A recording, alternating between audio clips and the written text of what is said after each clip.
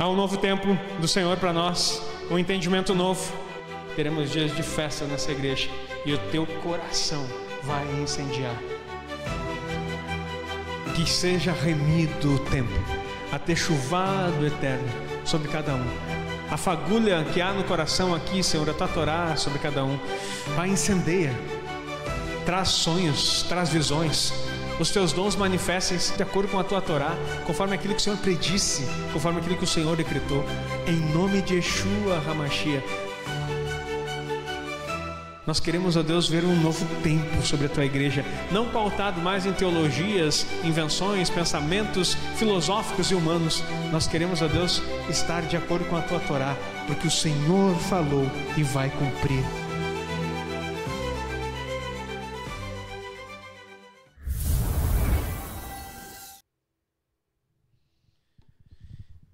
Hoje eu vou ler com vocês textos que estão escritos aqui, vai aparecer no telão. E assim a gente vai dar essa continuidade de estudo e aprendizado. São duas porções, Behar e Berucotai. E o subtítulo é Terra, Aliança e Redenção. Um chamado ao retorno. Retorno também quer dizer techuvá. As porções de Behar e Berucotai encerram o livro de Vaikra, que é Levíticos, com uma mensagem profunda sobre justiça, responsabilidade espiritual e poder da aliança eterna entre Deus e Israel. Behar estabelece os fundamentos sociais e espirituais da vida em Israel. Enquanto que Berucotai, que são as duas porções, agora você estudou, sabe o que é a porção da Torá, revela as consequências da fidelidade e da rebeldia, apontando sempre para a possibilidade de techuvá, que é retorno. No final de Levíticos, então, o que está acontecendo? Eles estavam lendo o rolo lá, e essa semana estuda-se duas porções, duas colunas daqueles parágrafos. É isso que está acontecendo em Levíticos. E nessas duas colunas está ensinando essas duas coisas. Tá? Eles vão trazer, então, fundamentos sociais e espirituais da vida de Israel, e a outra, consequências de não viver em fidelidade à instrução que Deus deu. É isso que está acontecendo aqui. É isso que nós estamos estudando. Nós vamos ver como viver isso. Então é muito sério. Se você tem agora, estuda a Parashá na semana e você sabe o que Deus está falando, e aí você conhece a Mishnah. Aí ele está falando aqui, ó, você tem que saber as leis sociais e espirituais. Que leis são essas? Algumas ele está dizendo consequências, mas ele não fala exatamente. Aí tu vai na Mishnah, exatamente nessa Parashá, e está uma lista das leis que Deus quer que você observe nesse tempo. Toma cuidado, preste atenção nisso, dá uma olhadinha nisso aqui.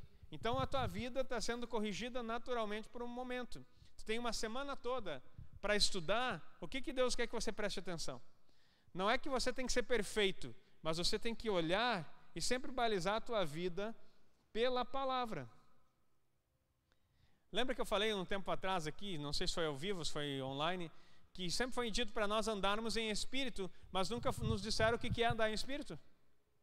Andar no espírito é andar no espírito da Torá, da palavra do Eterno. É andar conforme o que ele está dizendo.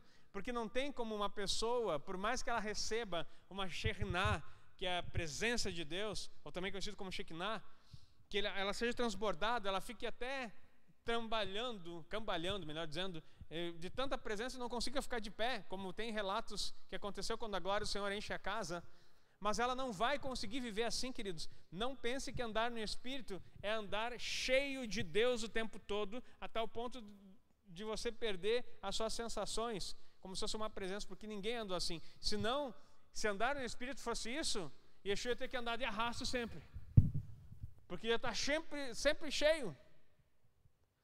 Ia estar rastejando e falando tudo, só mistério. Ninguém entender a palavra dele, porque ele ia estar toda hora.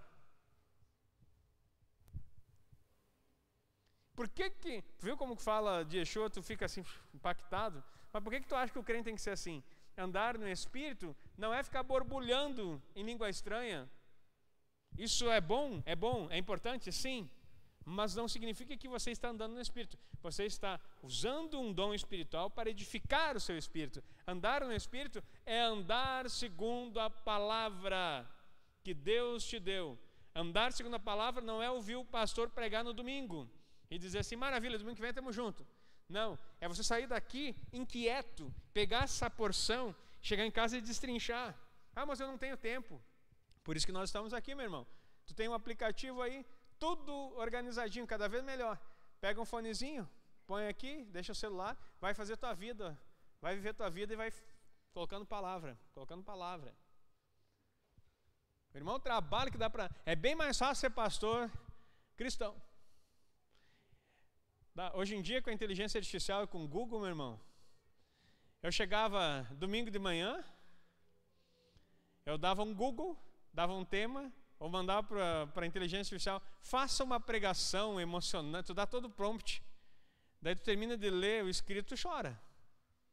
E daí eu chego aqui na noite, repito, dou uma estudadinha, você sai daqui chorando, diz que vai dar tudo certo, meu irmão, abraça teu irmão, agora abraça o outro, e agora dá um pulo, dá 3 pulinhos para o lado, faz alguma coisa, diz para ele, libera aquela palavra, e tu sai assim, meu Deus, que poderoso. Daí chega segunda-feira e pergunta, como é que foi o culto? Não, foi uma bênção, foi forte, meu irmão, foi assim, tremendo, Deus estava lá, foi uma presença. E o que o pastor falou? Não lembro, mas assim, foi bom, foi assim, renovei. Tá, mas assim, renovou no quê? Assim, o que? Não sei, foi forte, meu irmão. Ele diz assim, tá, mas e tu pode me dizer qual foi o texto? Foi alguma coisa da Bíblia lá. Queridos, parece piada isso é a realidade que eu cansei de ver. Coisa da Bíblia lá, uma coisa bem legal, assim, bem forte. A gente pode até lembrar do como obter vitória em meio ao deserto. Era esse o tema. A gente lembra disso. Então foi. Como obter vitória. E como é que a gente obtém vitória? Não sei, meu irmão. Mas assim, no próximo culto tem que estar lá. Porque Deus vai te pegar. E aí tu sai vazio. Entra outro, sai vazio. E o que acontece? O que você está vivendo disso? Como que eu vou andar no Espírito nisso, meu irmão? Agora, andar no Espírito, as minhas palavras, Yeshua falando, são Espírito e vida. Há um Espírito por trás da letra que nos revela quem nós somos. E a palavra é um espelho, mostrando o que nós precisamos melhorar. Então você recebe aqui uma instrução, um ensino, e aí você vai vendo as coisas e vai dizendo assim, não estou dizendo que você vai conseguir, tu vai pegar uma Mishnah, vai ter um monte de um tratado, mas tu olha um assim, ei, esse aqui pegou forte. Eu vou ter que trabalhar isso aqui na minha vida. Aí trabalha na semana, aquele tópico. No outro ano nós vamos repetir tudo de novo. Você está entendendo? O que é? Mas ter essa sede de crescer e viver. Vamos para o próximo slide. Para fazer um retorno. Mechar inicia com as leis do Shemitah, o ano sabático, no qual cada 7 anos a terra deve descansar. Esse mandamento não é apenas agrícola, mas existencial. O Shemitah foi dado por Deus como uma lei existencial. O Shemitah, então, a cada 7 anos a terra tinha que descansar. E olha o que Deus fazia, assim como na semana, a semana reflete a semana dos anos, a semana dos dias reflete a semana dos anos. O que acontece para quem guarda o Shabat? Deus promete que na sexta-feira, não como legalismo, meu irmão, como princípio. Sabe o que é legalismo? Eu vou ver o que dá, já que o pastor falou, não estou muito bem, a coisa não está fácil lá em casa, o dinheiro não está bom, eu vou guardar o Shabat. E daí eu guardo o Shabat, daí guardou um Shabat, não aconteceu. A palavra diz que na sexta-feira ia produzir, tu achava que chegar, daí tu se prepara para o Shabat na sexta-feira, ia chegar alguém lá na porta, não tem mais cheque, né, mas ia fazer um pix para ti. Estou mandando um pix aqui, Deus mandou, porque tu começou a guardar o Shabat. Todos os teus problemas acabaram. Meu irmão, quem disse? Ou um anjo, o mais pentecostal diz assim, Deus vai mandar um anjo com um pote de ouro, vai largar no meu quintal. Comecei a guardar Shabat, então vai vir, não. O que Deus está prometendo, quem guarda Shabat vai ter mais serviço na sexta-feira. Vai ter mais? Fala alto. Se tu não gosta de trabalhar, meu irmão, quebrou o princípio. Ah, não, sexta-feira já é. Sextou, pastor. Eu estou louco para, ó. Não me venha com mais serviço na sexta-feira. Que história é essa? Pode saber. Lembrando que a sexta começa na quinta de tardezinho. Na quinta de tarde. Não. Quinta de tarde depois das 6. Não conta comigo. Que 6, meu irmão? Não, é porque está escrito lá, graças ao nosso presidente Getúlio Vargas, foi regulamentado a questão da carteira do trabalho. Hoje nós somos pessoas que têm uma carteira de trabalho. E tem um regulamento na CLT, que nos diz que tal dia, só se for com hora extra. E dependendo do dia, se for no domingo, então tem que ser mais ainda. Isso é muito lindo. Mas é princípio da Torá? Não. Sabe por que a maioria do pessoal não encontra a prosperidade? Porque eles trabalham de forma errada. Sabe qual é que é a questão? O trabalhador, ele acha que ganha pouco. E porque ele ganha pouco, então ele trabalha mal. Ele trabalha mal por quê? Não, eu ganho pouco mesmo, não vou melhorar nada. E daí porque ele trabalha mal, porque ele ganha pouco, ele acha que algum dia alguém vai bater na porta e dizer assim, ó, tu está trabalhando tão mal que eu vim aqui te promover.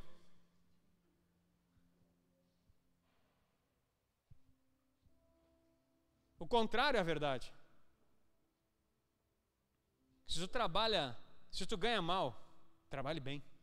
Porque aquele que trabalha bem, e que trabalha muito, e que faz com excelência, um dia vai ser percebido. Vão te encontrar. Pode ser nos cafundós do Judas. Se tu trabalhar bem, alguém vai dizer, não, tem alguém aqui, e o Senhor vai te colocar na mesa com reis. Aplauda o Senhor por isso. Mas agora, aquele que só reclama da vida e que acha que alguém tem que fazer para ele alguma coisa para que ele melhore e ninguém fazer nada por ti. Pelo contrário, o mundo aí fora está louquinho para pesar no teu pescoço e fazer ele de degrau para subir. Meu irmão, aprenda o princípio. Então olha só, você está entendendo como é que é a dinâmica do reino? Vou receber dobrado, então te prepara para trabalhar. E daí assim, sabe o que acontece também, pessoal? Vou começar agora. Não, pastor, agora eu não trabalho mais no sábado. O senhor ensinou o princípio. Já rejeitei 3 empregos, por causa que no sábado não dá, né, pastor? Quebrar a Torá jamais. Mas até ontem ele não cumpria a Torá, né? Ele estava empregado em outro lugar. Isso se chama o quê? O que Jesus chamou delicadamente? Fariseus hipócritas. Isso é hipocrisia. Isso não é techuvá. Isso é hipocrisia. O que acontece? Fiz um propósito de guardar o Shabat. Sexta-feira, meu irmão, não tem hora. Começou na quinta de noite. Quinta de noite, te prepara que vai começar a aparecer serviço para ti. Quinta de noite, no entardecer, né, que começa a sexta-feira, até sexta às 18, tu vai trabalhar muito. E vai aparecer provisão. Sábado tu descansa. Sábado, depois das 18 horas, vai aparecer trabalho, meu irmão. Não, mas é sábado, não, teu sábado acaba às 18. Sábado de noite tem que trabalhar, meu irmão. Domingo, não, domingo é o dia da família. Está escrito não sei onde, mas é o dia da família e ponto. Então domingo é o dia da família? Não, domingo não trabalha. Não, a lei diz que não pode trabalhar no domingo. Não podemos. Qual lei? Aí domingo você não trabalha e quer receber dobrado. Quem guarda Shabat vai ter trabalho na sexta e vai ter trabalho no domingo. Deus vai abrir as portas para você trabalhar no domingo. E o amém é difícil de dizer agora? E qual é o diferencial? Enquanto todo mundo está recuperando do fogo que tomou no final de semana, você está produzindo, meu irmão, e saindo na frente. Na segunda-feira eles odeiam, porque é segunda-feira, meu Deus.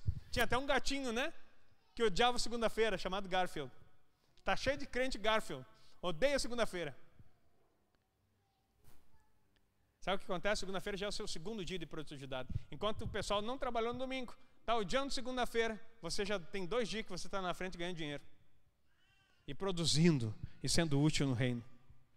A Bíblia fala assim: 6 dias. Quantos? 1, 2, 3. Vamos lá. Segunda, terça, quarta, quinta, sexta. Opa. Quantos tem aqui? Não, tem alguma coisa errada. Eu acho que contei errado. Segunda, terça, quarta, quinta, sexta. Quanto que deu? Mas a Torá fala o quê? Ah, sábado. Ah, tá certo. Segunda, terça, quarta, quinta, sexta e sábado. É isso? Não. Domingo, segunda, terça, quarta, quinta, sexta. Vira o ciclo, Shabat. Entra no descanso do Senhor e prospera na tua vida, aplaude o Senhor por isso. 6 dias trabalharás e fará toda a sua obra, mas o 7º é Shabat ao Senhor. Não está a fim de trabalhar 6 dias? Então, meu irmão, você nunca vai se encaixar na Torá. E me desculpe dizer, não vai se encaixar no reino também. Porque quando chegar lá, não, peraí. Mas onde é que está aqui? Ó? CLT diz que não é assim, Jesus. Que história é essa agora? Que rei ditador. Parece até que está com um cetro de ferro. Como é que diz que o reino vai ser? Com cetro de ferro. Agora aquela música. Eu sei que dói.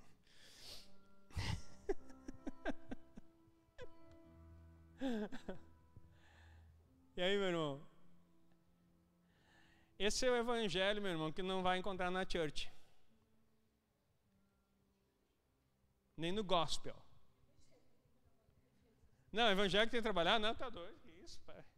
Eu lembro de um corinho que eu aprendi na escola bíblica dominical. Quem trabalha no domingo do Senhor está roubando. Quem trabalha no domingo do Senhor está roubando. Ai, Jesus. Então vamos lá. O que é o ano Shabat então? Vai trazer a mesma coisa para a terra. É uma questão de existência, uma questão de vida. Shemitah era o tempo onde se parava e acontecia a mesma coisa. Deus dava no 6º ano muito trabalho, mas muita produção. Todo o fruto da mão, do trabalho do homem. Aí tem aquele versículo que vai entender, né? Que pois comerás do trabalho de suas mãos, feliz será e tudo irá bem, né? O homem que confia no Senhor. Então o homem que confia no Senhor, ele produz. E no 6º ano, Deus abençoa muito. Tudo que ele põe a mão, prospera. No 7º, descansava a terra. E podia comer de tudo que a terra dava naturalmente. Eles podiam comer, mas não podiam arar a terra, mas poderiam colher para a subsistência. Então, receberam muito, guardaram em silos. No 7º ano a terra descansa, mas eles podiam comer. No 8º ano, ainda da abundância do 7º não terminava. Ainda eles continuavam comendo da terra. E até eles plantar, eles plantavam daí no 8º ano, até vir a primeira colheita, Deus sustentava eles mantendo aquilo que Shemitah reservou no tempo de descanso. O que isso mostra? Uma confiança. Abster-se de trabalhar a terra, o povo reconhece que tudo pertence a Deus. A terra não será vendida em perpetuidade, pois a terra é minha. Vós sois apenas estrangeiros e residentes comigo. Levítico 25, 23. Essa instrução culmina ao ano de Yovel, que é o jubileu, celebrado a cada 50 anos, quando as terras se tornavam para seus donos originais e os escravos hebreus eram libertos. Yovel simboliza o reinício cósmico, um equilíbrio social e espiritual que relembra ao homem seu papel temporário dependente do Criador. Então, assim, o que está acontecendo? Tem essas semanas de anos que nos ensinam um princípio, queridos, que é a mesma que aprendemos no Shabat.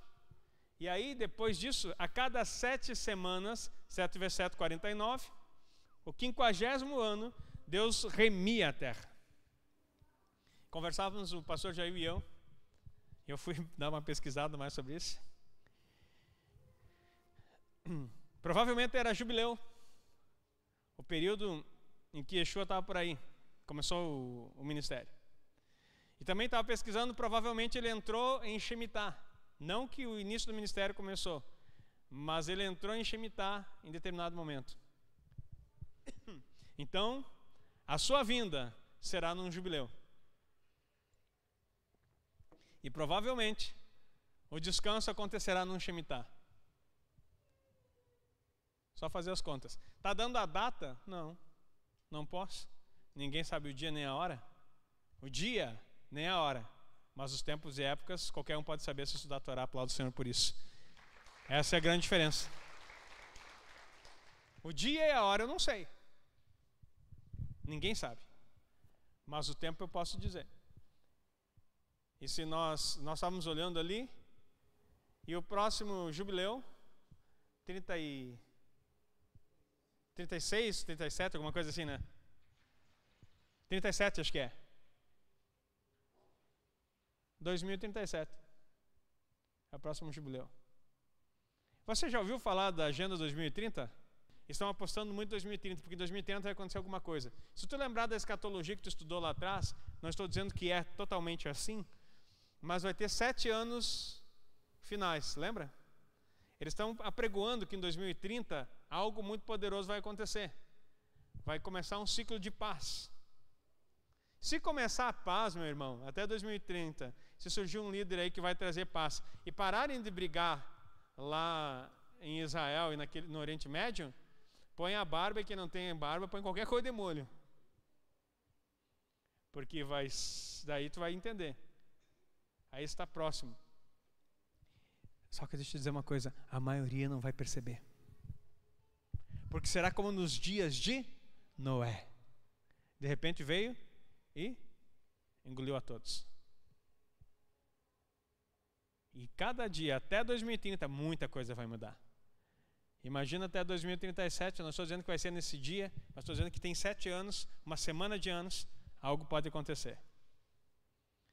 Queridos, outra coisa que você precisa entender é que quando fala em jubileu, e é importante isso, aponta para o fim dos tempos. O Eterno diz que a vida do homem seria 120 anos. Estudando a Torá oral, a gente vai descobrir que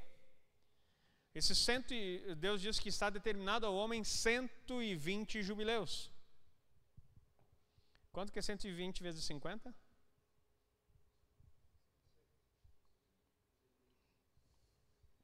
6.000. Nós estamos em que ano? No calendário judaico? 5.785. Todo mundo sabe, inclusive Israel, que se perdeu 200 anos. Então, o ano adequado seria hoje. 5.985. Quantos? 5.000? 15 anos, né? 15 anos para frente dá quando mesmo? Hã? 2040.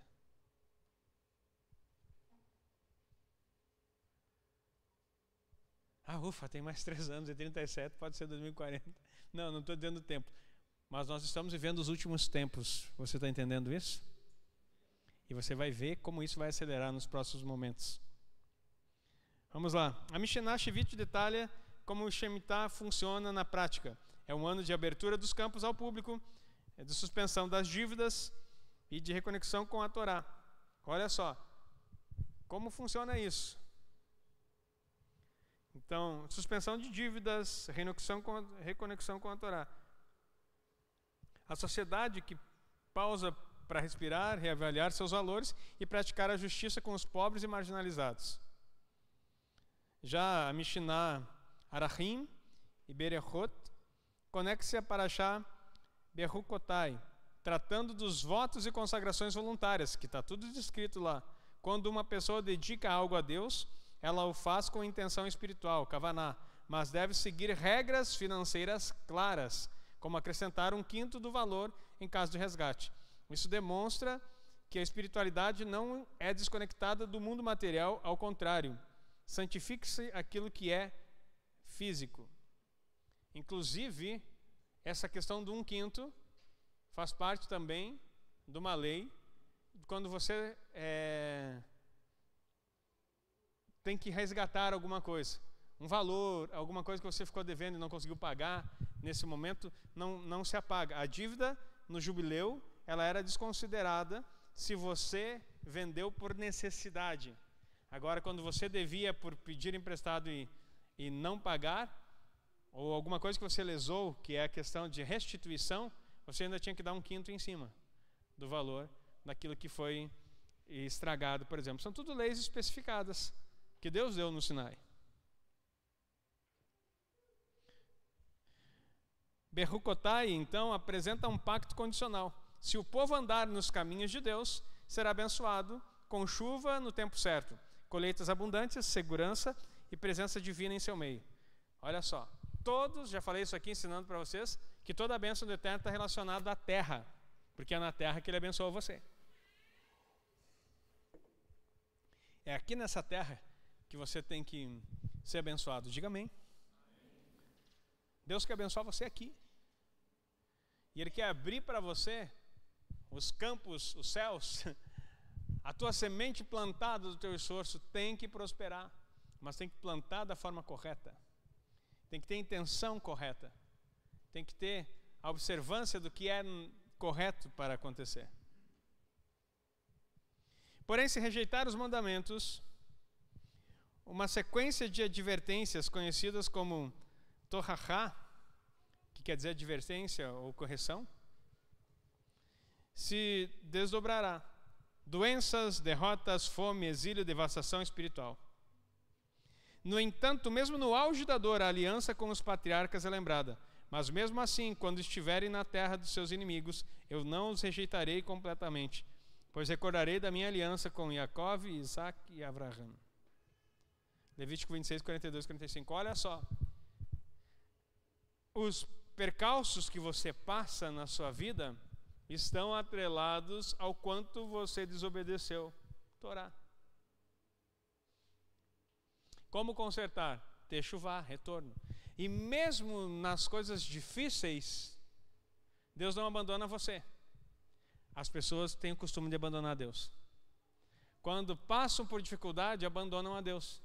Mas Deus não abandona você. As escolhas erradas que você faz trazem consequências na sua vida. Ou você lida com elas e se apega ao Senhor e deixa que Ele ministre no seu coração e faz techuvá, retorna e começa tudo de novo. Ou você continua teimando e dizendo que poderia ser assim, poderia ter sido melhor, olha o que aconteceu comigo, olha o que fizeram para mim, como é injusto, e aí tua vida vai ser uma murmuração eterna, e você vai ficar sempre achando um culpado, sendo que o culpado, desculpe a palavra meio dolorida, é você. Porque no meio da dor, no meio da tribulação, no meio de todas as situações, como já diz um ditado, ilustração pastoral, quando uma pessoa está no fundo de um poço, ela só tem um lugar para olhar. Aonde? Para cima. Se você entrou no fundo de um poço em determinado aspecto da sua vida, já passou da hora de olhar para cima. E reconhecer que talvez o culpado desse poço é você. Só talvez. E aí? Só que a nossa vida, na nossa alma, é sempre mais prático achar um culpado. Porque quando nós culpamos alguém, nós tiramos a nossa autorresponsabilidade. É mais fácil cortar laços com pessoas que você andava e dizer assim, o culpado é ele, cortei relações. Botei na minha lista negra. Lembrei dessa frase.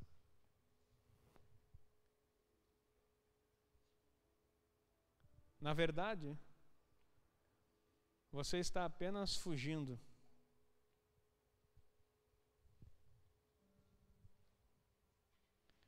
Não são as pessoas, é você.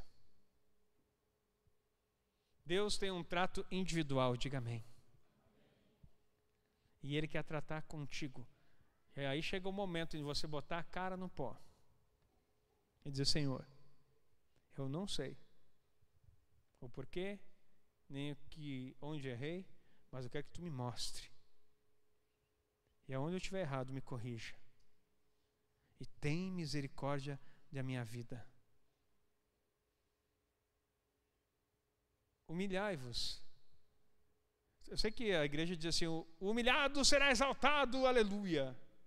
Não existe isso na Bíblia. Está escrito, humilhai-vos debaixo da potente mão de Deus. E Ele, ao seu tempo, vos exaltará. O humilhado não vai ser exaltado, não, querido. Me humilharam. Tem até corinho que fala disso, né? Aí que tu vai ver. Eu nem vou cantar a música, né? Se te viram na prova, né, meu irmão? Os sábios do Midrash, Vaikra Rabban 36, enfatizam que as maldições não são castigos no sentido punitivo, mas atos de amor corretivo, como o pai que corrige um filho que ama. A severidade não visa a destruição, mas a restauração. Quem tem filho aqui? Quem já castigou o filho?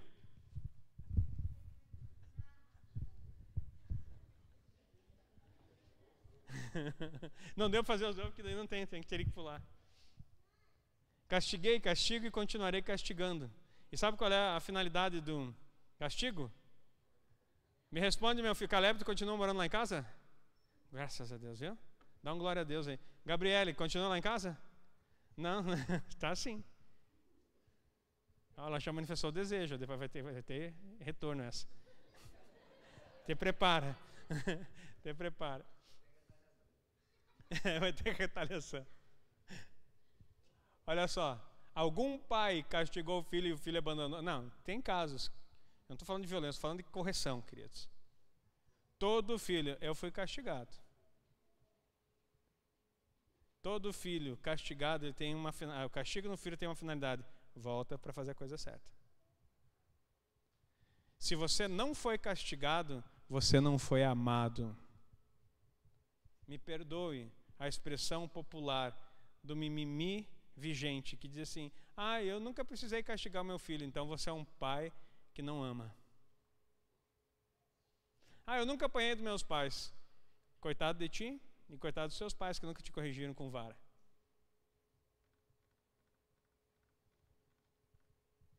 Eu sei que dói.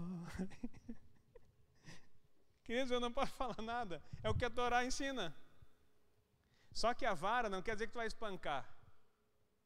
A vara é o ponto, é o ápice da ignorância. Por isso que eu nunca fui ignorante. Não, toda desobediência é ignorância.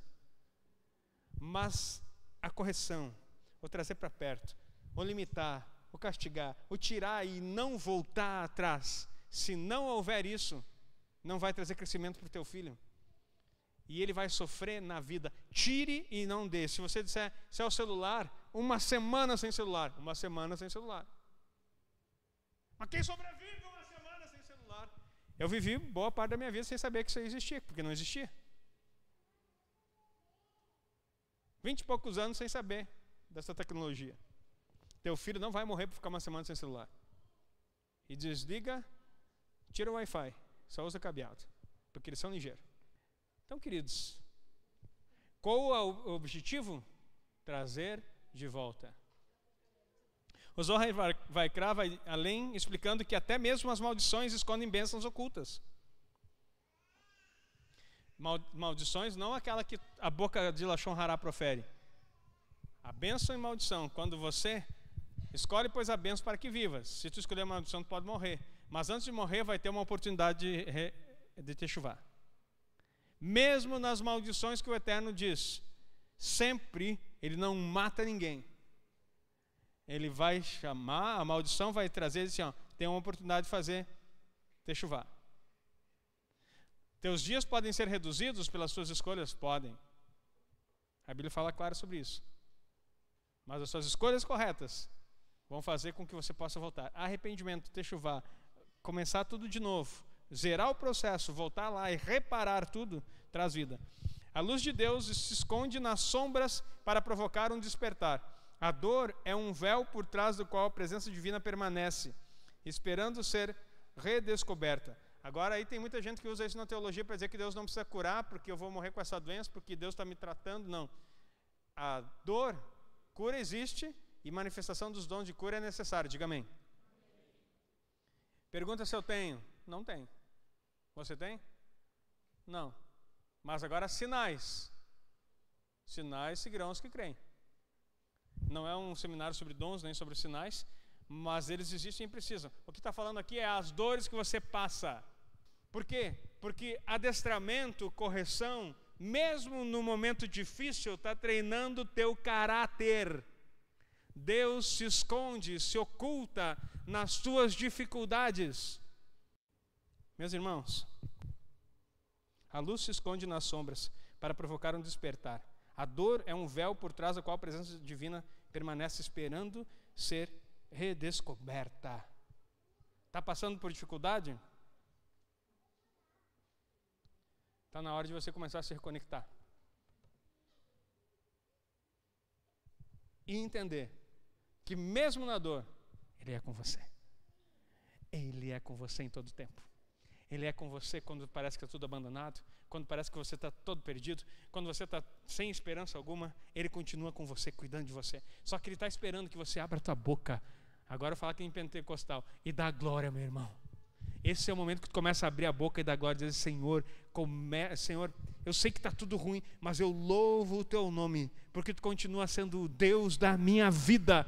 Pode o mundo abalar, eu tenho em quem confiar. És o Deus que segura a minha mão. Essa é uma música do Tabernáculos. Vem, segura a minha mão, tira os meus pés do chão.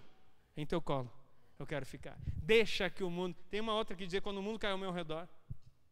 Deixa cair ao redor, meu irmão. Quando você se ofender pelas acusações, não jogue nem nas costas do diabo. Peça para Deus, porque o diabo não vai poder dizer: é o diabo. E o que ele vai poder fazer por você? Diga assim: Deus, o que tu está querendo me ensinar? Onde foi que eu errei? O que está acontecendo? Qual é o ensinamento que tem por trás disso? Qual é a bênção que está guardada? Eu quero receber, me ensina para que eu possa... Se é uma preparação para receber o novo nível que o Senhor vai me dar, me prepare para isso. Porque hoje eu não estou entendendo. E se o Senhor me dá algo novo aqui, eu não vou suportar. Me prepare para o novo que tu está apresentando para mim. Você está aí? Então aplauda o Senhor por isso.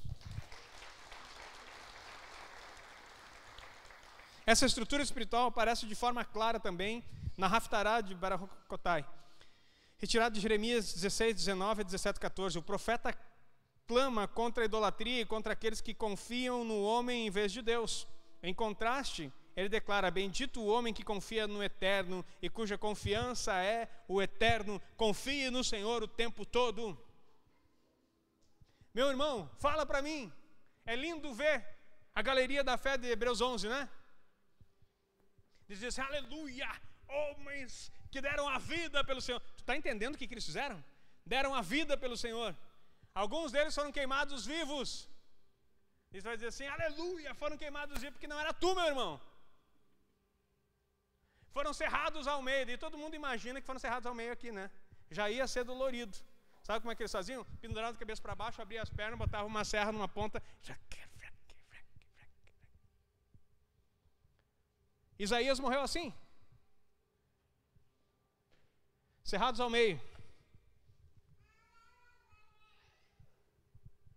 E aí, meu irmão, naquele momento, o que eles disseram? Eu sabia, tu não veio me salvar. Que Deus é esse que eu servi minha vida inteira? Profetizei desde guri, 17 anos eu comecei o ministério, e tu me deixa morrer aqui, cerrado no meio. Ai, meu Deus, onde foi que eu errei? Esse diabo se levantando. É, né? Que Deus nos livre. E livre você, diga amém. Porque hoje é só tu não dizer paz do Senhor, o pessoal já está da igreja. Imagina se fosse entregue. Só por fofoca que falam dos outros. Só por causa da alimentação o pessoal abandona. Meu irmão, que evangelho é esse? Que evangelho é esse? Eu não quero que ninguém seja cerrado aqui, diga amém.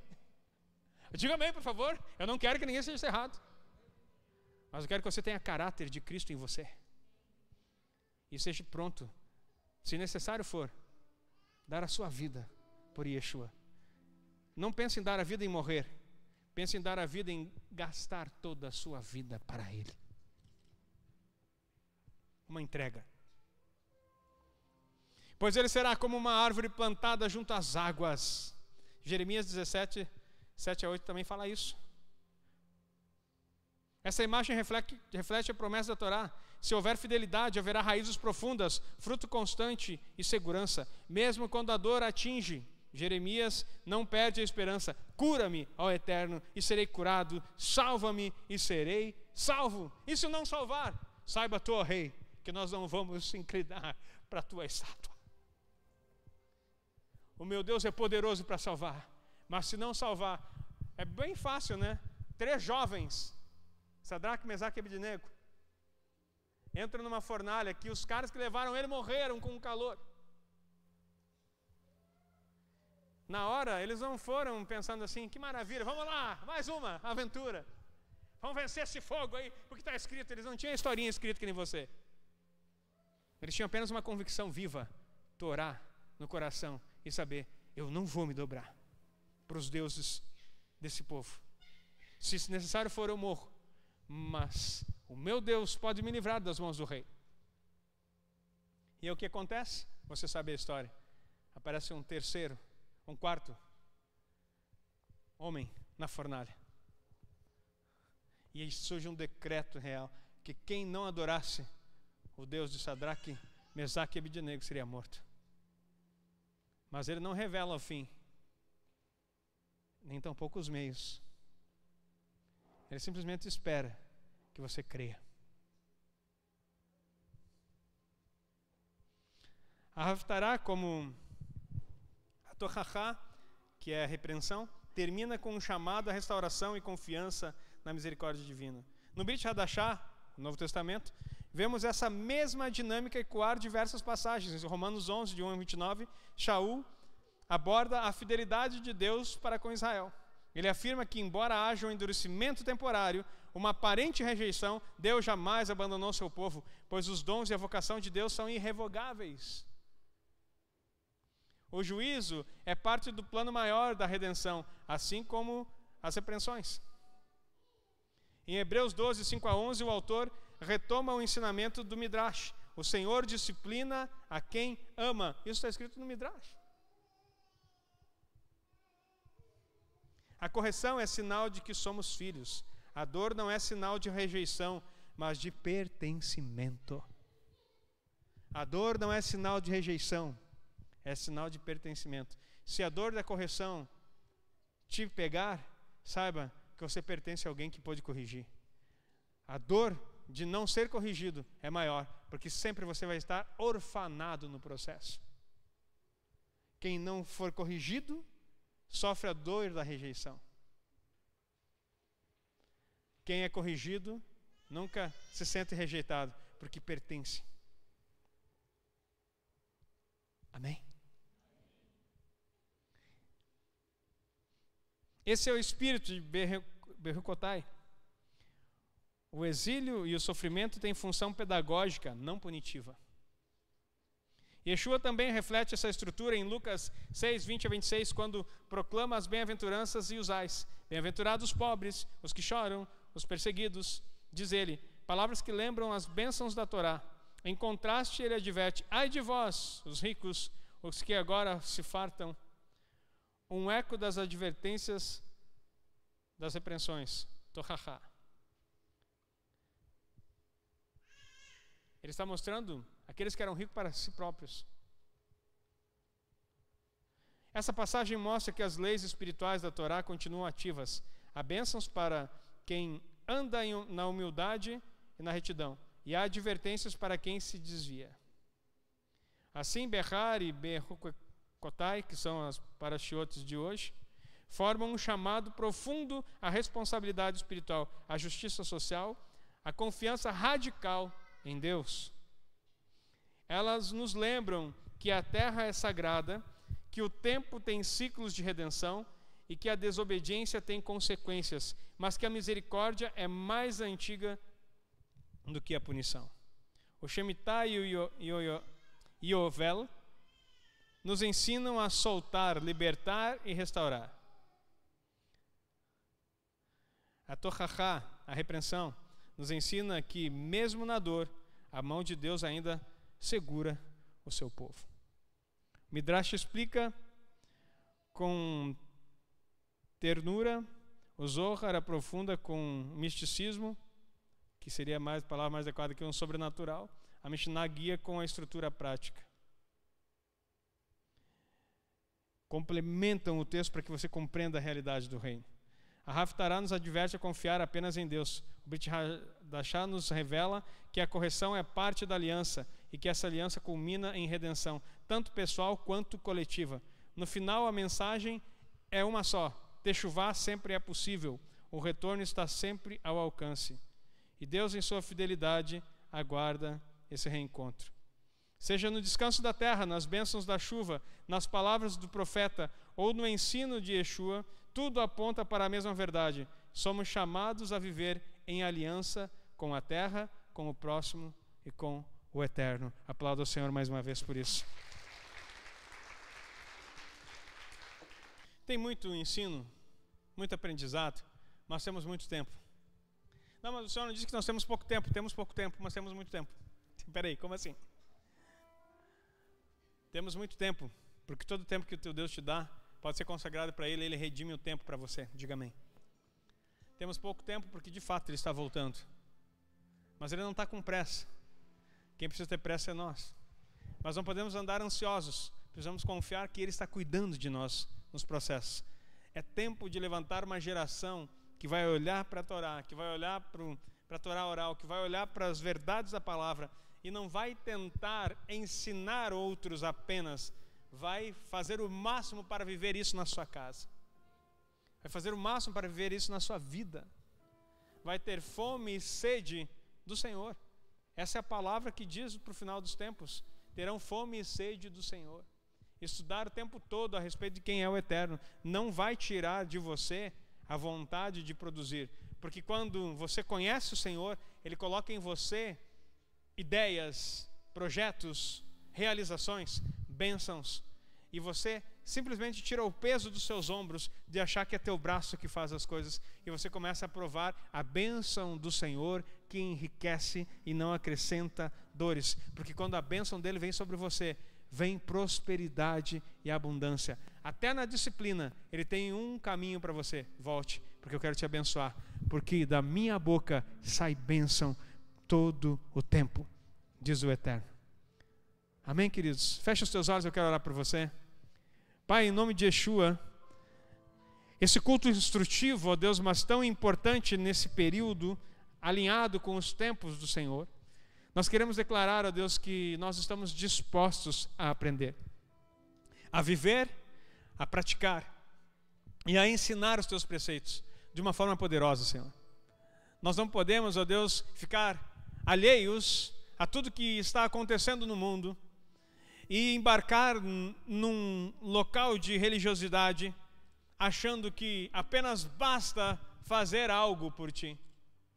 Nós queremos, acima de tudo, Senhor, conectar com o Teu Espírito, que é a verdade. Através de Yeshua, viver a vida como Ele viveu. E tudo aquilo que o Senhor nos instruiu e deixou escrito, nós respeitamos, nós amamos e nós queremos receber em profundidade. Espírito de Deus, abra o entendimento da Tua igreja para a Tua verdade. As palavras que são Espírito e vida, liberadas nessa noite, entrem no mais profundo do coração, da mente, trazendo, ó Deus, sabedoria, entendimento, conhecimento e prática de vida. Eu abençoo o Teu povo, Pai, nessa noite, para que eles não fiquem estressados, preocupados com o que eles precisam aprender, mas que eles amem a Tua Torá a tal ponto de receber com amor cada palavra, como o orvalho, como o gotejar de um mel precioso, como as coisas mais poderosas que podem ser dispensadas sobre alguém. As riquezas da Tua palavra sejam desejadas na vida deles. Eu abençoo eles em nome de Yeshua. Amém e amém. Amém. Aplauda o Senhor, querido.